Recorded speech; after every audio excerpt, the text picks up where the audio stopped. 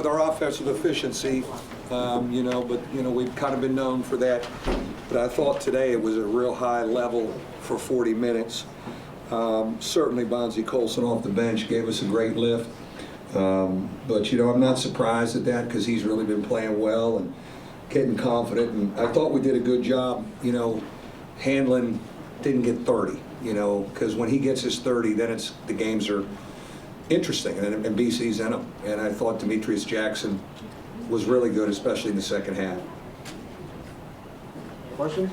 How big was it for the local guys coming back home to play? I mean, they had to be pretty pumped. Yeah, they were really excited, and last year I was worried about it, but Connaughton and August played great last year here. Last year, you talk about coming full circle with our program. Our only league win on the road last year was here.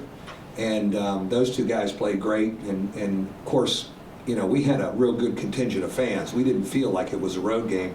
Our 3 Boston guys loaded up on tickets, and that was helpful and supportive, and we could hear them the whole game.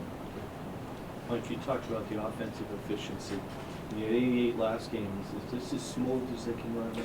Yeah, that you see, we are really talented on that end of the floor, and the last 2 games we've been in a whole kind of another gear, and I hope we can certainly continue that because it is coming at the right time of the year. I thought Jaron Grant tonight was great because they're really aware of him, and they kind of almost double off of the ball screens, and he just made easy plays and got guys shots and didn't worry about his numbers, and he was just such a man out there, just dragging ball screens and kicking back, and other guys were making plays, and that's, but he's played that way all year, man. He just wants to win. Mike, you said you weren't surprised that Bonzie playing well. Was it just coming home? Was it a matchup thing? No, it was just, I have a lot of respect for him. He's just a really focused, he's not scared, he's so instinctive, he's so confident. He believes he should be a key guy right away. Not a lot of freshmen are like that. And of course, I didn't have him in there much the first half of the season, but he was still kind of learning our stuff. But since the Georgia Tech game, when August was out, he helps us win that game. He's been great, a key guy, and I thought, tonight may have been his best performance. But he's had a lot of good ones, and he's really key for us.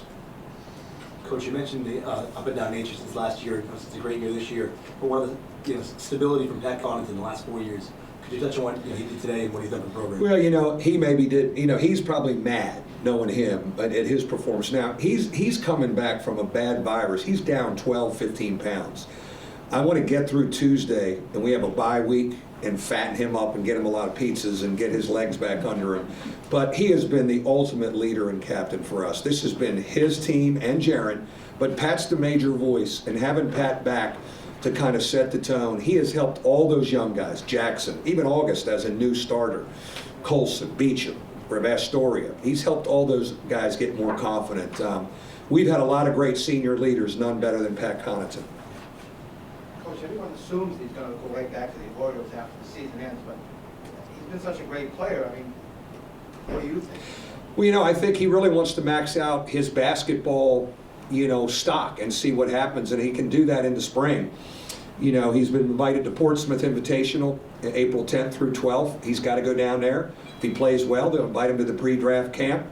All the while, the Orioles are calling, going, hey, man, what are you doing? Now, I'm an Orioles fan, so I'm a little torn here. I don't want to lose a heck of a pitcher. But, he's always handled playing both at Notre Dame on his terms. He hasn't panicked. He's thought it through. His family's been great. And we talked about it the other day. I think he methodically goes through it and explores it and see what happens. I think the Celtics like him. I've heard Danny likes him because he's a baseball, basketball guy like Danny.